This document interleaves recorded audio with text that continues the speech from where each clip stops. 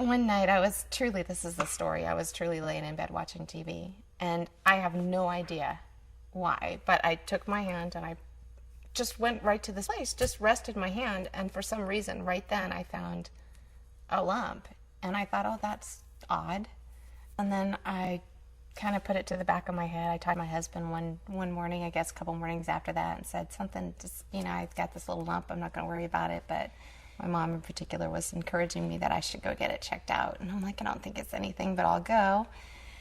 And so I went to my primary care doctor, who was fantastic, and said, yeah, she felt it too, but didn't think it was anything. So we went to John Muir Women's Clinic.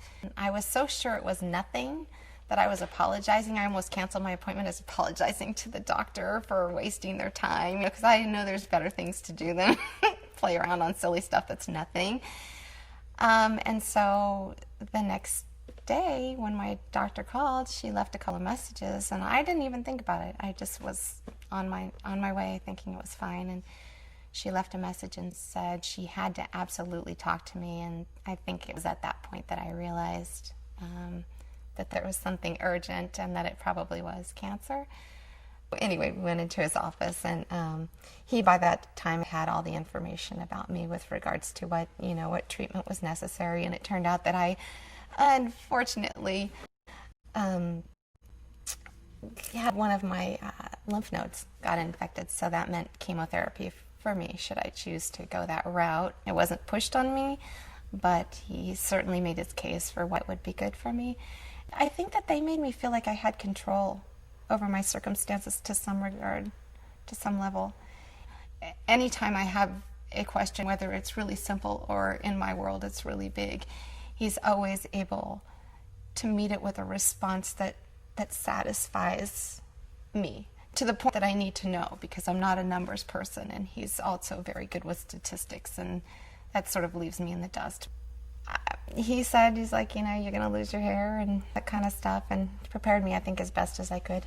The thought of me losing my hair did not scare me as much for myself as I've got a little 7-year-old who's going to grow up and have to be a woman at some point, and how can I not make this scary for her?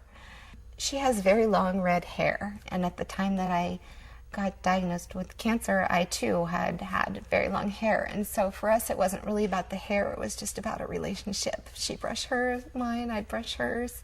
She has a zest for life, she's spicy, and I think that her drawings, she has one that's, there are 4 different little faces, and each one of the face shows either like upset or happy or maybe a little grumpy, but it's the 4 feelings. She had just made this painting even before I was diagnosed, and I hung it up on the wall because I thought that's how life is. You don't run away from it, but it's got many faces, and in those many faces that you express, there are other faces coming back to you, and the joy that I've had from my children and my husband, my family, and the joy that I've had from Dr. Sherman's office, every face is special to me.